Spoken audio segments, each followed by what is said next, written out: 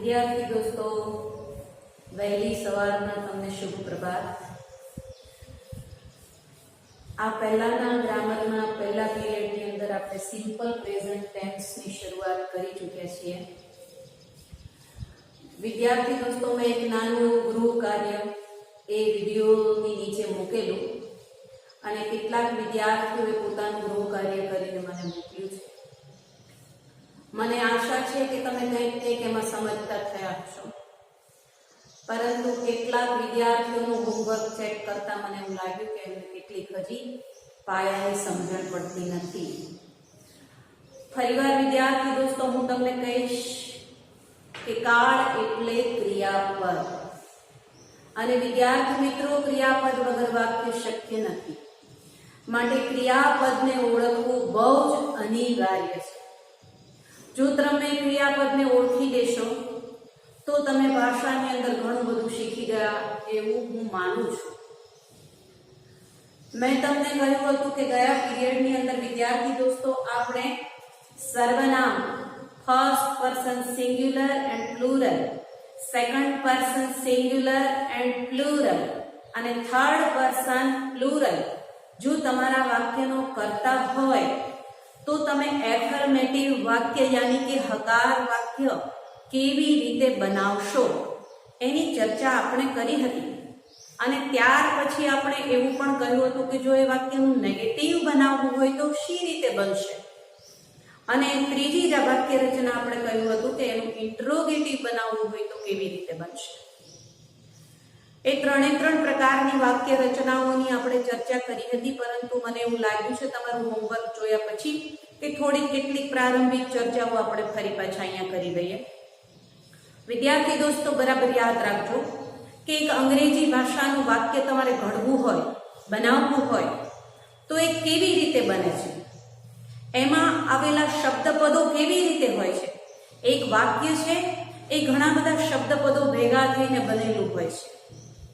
એટલે બરાબર યાદ રાખજો કે જો શબ્દનું પદ યોગ્ય રીતે તમે નહીં મૂક્યું હોય તો એ વાક્યનો અર્થનો અનર્થ થઈ શકે છે.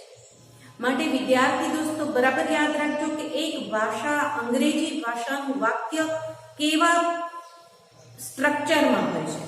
તો અહીંયા પહેલા આપણે આજે એની ચર્ચા કરી લઈએ, પછી આપણે આગળ ચર્ચા કરીએ. વિદ્યાર્થી દોસ્તો, જુઓ એક અંગ્રેજી વાક્યમાં સૌથી પહેલા એમાં આવે છે કર્તા.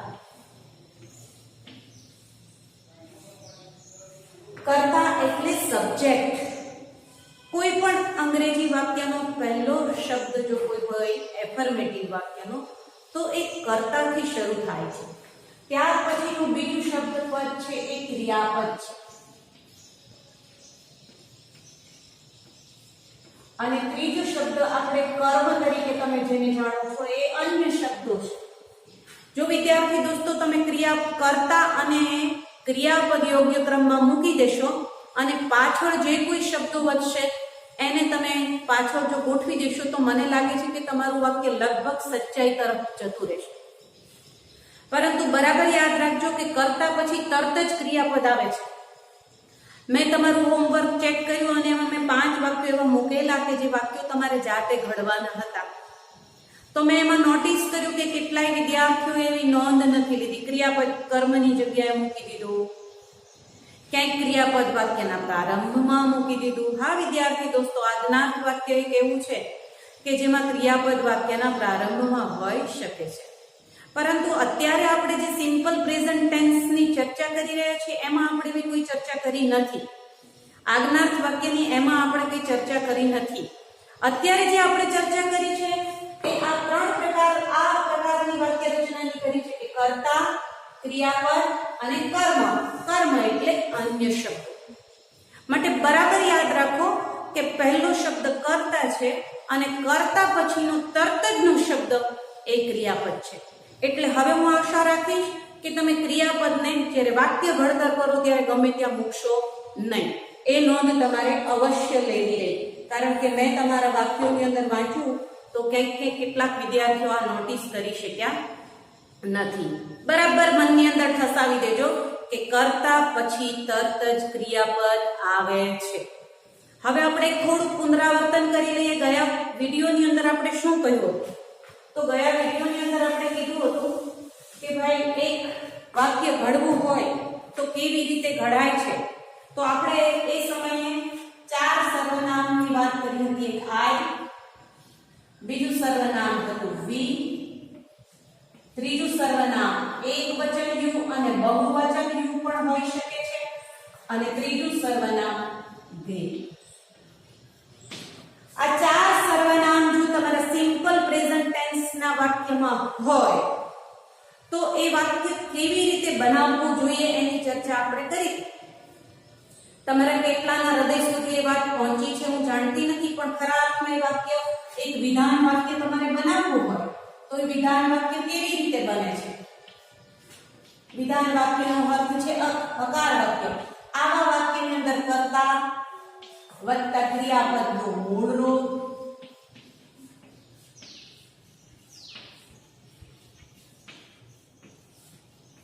અને વત્તા કર્મ, અને કર્મ પછી પણ અન્ય શબ્દો હોઈ શકે છે.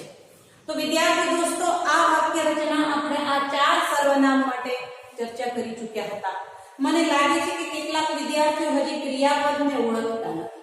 તો વિદ્યાર્થી દોસ્તો, તમે જ્યારે કોઈ પણ ગ્રામર અથવા તો અંગ્રેજી કોઈ વ્યાકરણનું પુસ્તક ખોલશો ત્યારે તમારી પાસે એની અંદર એક ક્રિયાપદોનું લિસ્ટ હશે. મને લાગે છે કે તમે એને હજી સુધી ઓળખી શક્યા નથી. તો એ ક્રિયાપદ કેવી રીતે હોય છે જો તમને હું બતાવું. આ સૌથી પહેલું ક્રિયાપદ તમારી પાસે આવું આવે છે, જેને ટુ લાગેલું છે. આ ટુ લાગેલું ક્રિયાપદ એવું બતાવે છે કે આ ક્રિયાપદનું મૂળ રૂપ છે.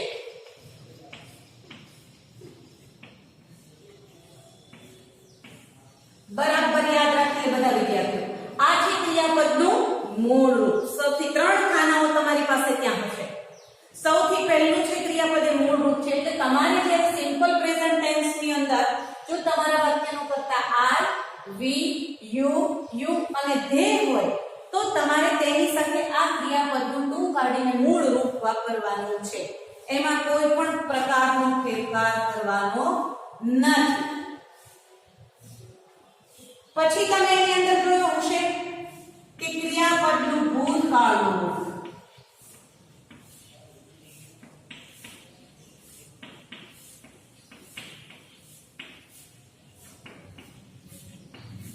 જેની અંદર તમે વેન્ટ વાંચ્યું છે. તો વિદ્યાર્થી દોસ્તો, આ ક્રિયાપદને તમે V2 તરીકે ઓળખો છો. સૌથી પહેલું ક્રિયાપદનું મૂળ રૂપ, ત્યાર પછીનું બીજું છે ક્રિયાપદનું ભૂતકાળનું રૂપ, પછી ત્રીજું ખાનું તમારી પાસે છે. આ ઓળખી લેજો વિદ્યાર્થી દોસ્તો, ખૂબ જરૂરી છે. ક્રિયાપદનું ભૂતકૃદન. એ ક્રિયાપદો ક્યાં ક્યાં કેવી રીતે વાપરવાના એની ચર્ચા પછી કરીશું, પણ અહીંયા વિદ્યાર્થી દોસ્તો આ ક્રિયાપદને ઓળખી લેવા જરૂરી છે.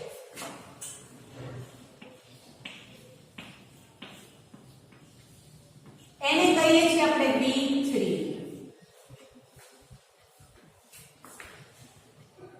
ક્રિયાપદનું મૂળ રૂપ, ક્રિયાપદનું ભૂતકાળનું રૂપ, ક્રિયાપદનું ભૂતકૃદન, અને ચોથું છે એ ક્રિયાપદનું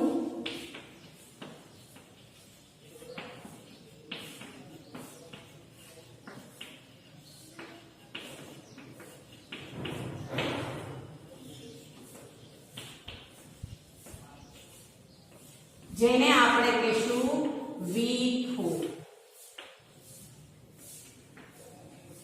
તો 4 ક્રિયાપદના રૂપો થઈ શકે છે. વિદ્યાર્થી દોસ્તો, અહીંયા તમે જોજો બરાબર. ક્રિયાપદનું મૂળ રૂપ, તો ક્રિયાપદનું મૂળ રૂપ ક્યાં વાપરવાનું છે? Simple present ટેન્સમાં. ક્રિયાપદનું ભૂતકાળનું રૂપ ક્યાં વાપરવાનું છે એ હું આગળના પછીના વિડિયોમાં કહીશ. ક્રિયાપદનું ભૂતકૃદનનું રૂપ ક્યાં વાપરવાનું છે એની ચર્ચા પણ આપણે પછી કરશું. અને ક્રિયાપદનું વર્તમાન કૃદન ક્યાં વાપરવાનું છે તેની ચર્ચા પણ આપણે પછી કરશું.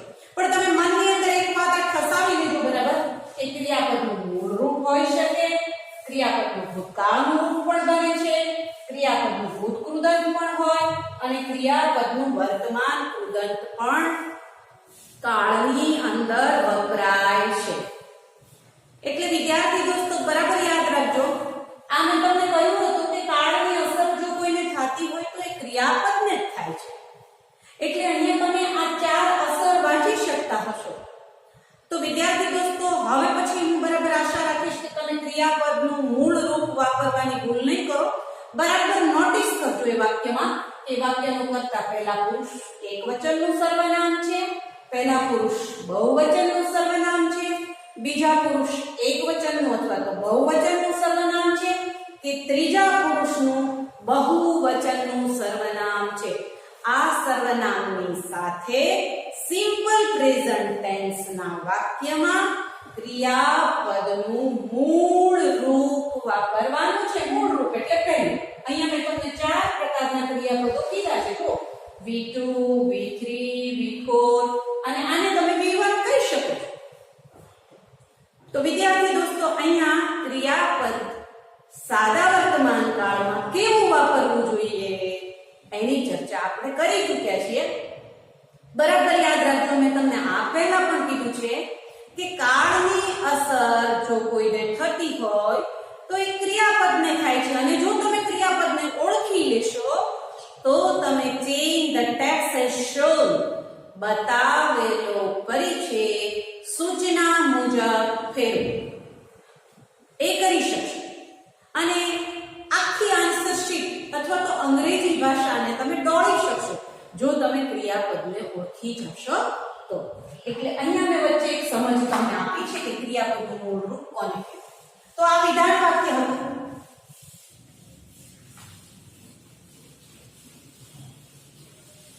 સાદા વર્તમાન કાળનું એ વિધાન વાક્ય છે જો વાક્યનું કર્તા આઈ, વી, યુ, અને ધે હોય તો. હવે વિદ્યાર્થી દોસ્તો જોઈએ આપણે નકાર વાક્ય.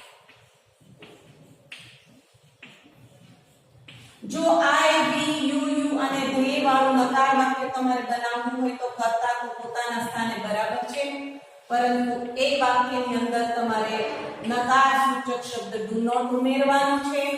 ક્રિયાપદનું મૂળ રૂપ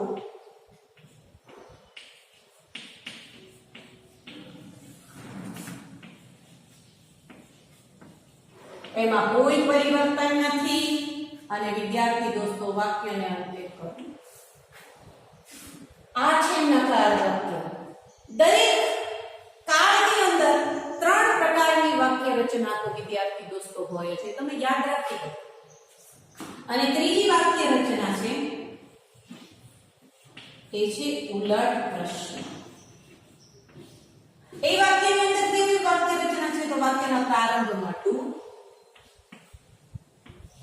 કર્તા, ક્રિયાપદનું મૂળ રૂપ,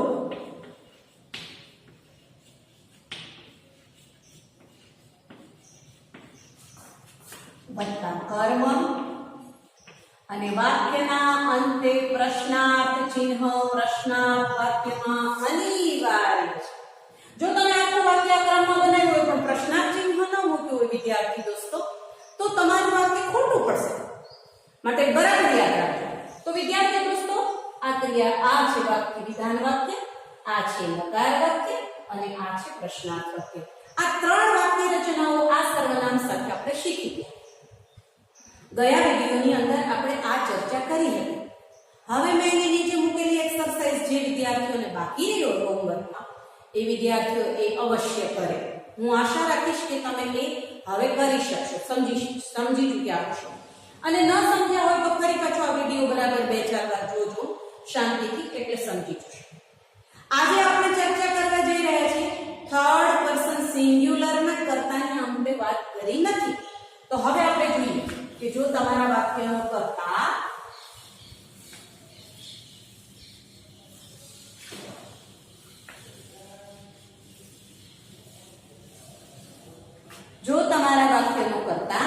ત્રીજો પુરુષ એક વચન એટલે કે he, she કે it હોય તો સિમ્પલ પ્રેઝન્ટ ટેન્સ માં એ વાક્ય કેવી રીતે બને છે? સિમ્પલ પ્રેઝન્ટ ટેન્સ માં એ વાક્ય કેવી રીતે બને છે? તો સૌથી પહેલા આપણે જોઈએ એફર્મેટિવ.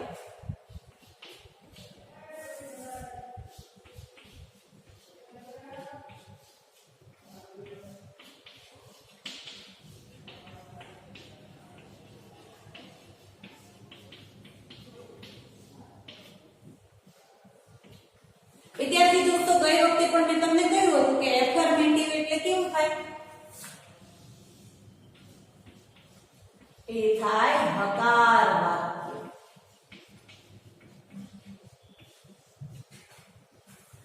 જો વાક્યનો કર્તા હી હોય તો એ વાક્ય વિધાન હકાર વાક્ય કેવું બને? હી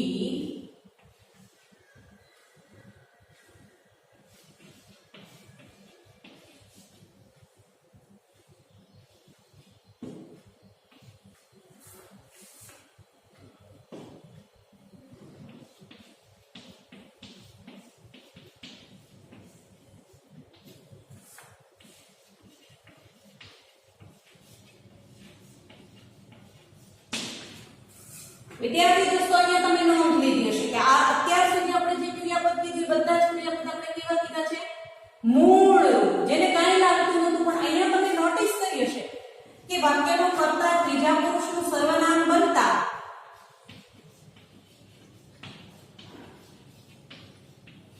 તરત જ વિદ્યાર્થી દોસ્તો અહીંયા ક્રિયાપદની નોંધ લેજો કે જેને એસ પ્રત્યે લાગવામાં આવ્યો છે, લગાડવામાં આવ્યો. જો વિદ્યાર્થી એટલે બરાબર યાદ રાખજો કે જો તમારા વાક્યનું કર્તા ત્રીજા પુરુષનું સર્વનામ હી હોય તો ક્રિયાપદને સિમ્પલ પ્રેઝન્ટ ટેન્સમાં એસ પ્રત્યય લાગે છે.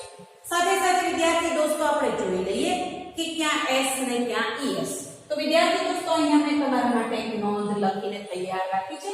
જો તમારા વાક્યનું કર્તા ત્રીજા પુરુષનું સર્વનામ હી, શી કે ઈટ હોય તો તેવા વાક્યમાં ક્રિયાપદના અંતે, ક્રિયાપદને છેલ્લે આ પ્રમાણે પ્રત્યય લગાડવાનો છે. પહેલો તો શું લગાડવાનું? એસ.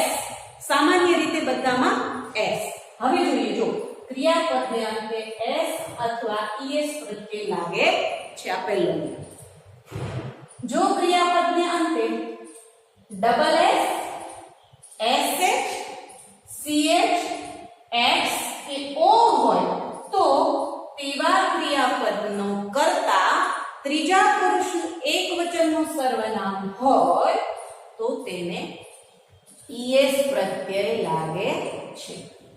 જો ક્રિયાપદને અંતે વ્યંજન વત્તા વાય એટલે કે વાય આવેલો હોય અને વાય ની પહેલાનો અક્ષર વ્યંજન હોય તો વાય ને કાઢી નાખવાનો અને આઈઈએસ પ્રત્યય લગાડતા તે સાદા વર્તમાન કાળના ત્રીજા પુરુષ એકવચનનું સર્વનામ, ત્રીજા પુરુષ એકવચનનું ક્રિયાપદ બને છે. જો ક્રિયાપદને અંતે સ્વર વત્તા વાય છેલ્લે વાય હોય અને વાય ની પહેલાનો અક્ષર સ્વર હોય તો તેવા ક્રિયાપદનો કર્તા હી, શી કે ઈટ હોય તો માત્ર એસ જ પ્રત્યય જોડવાનો છે. એસ પ્રત્યય જોડશો એટલે એ ક્રિયાપદ હી, શી અને ઈટ માટે વર્તમાન કાળનું ક્રિયાપદ બનશે. એટલે અહીંયા નિયમ પ્રમાણે આપણે વિદ્યાર્થી દોસ્તો તમે નોંધ લીધી હશે કે પ્લેઝ આપણે કર્યું છે. જો પ્લેનું પ્લેઝ, પ્લેના આપણે એસ લગાડ્યો છે.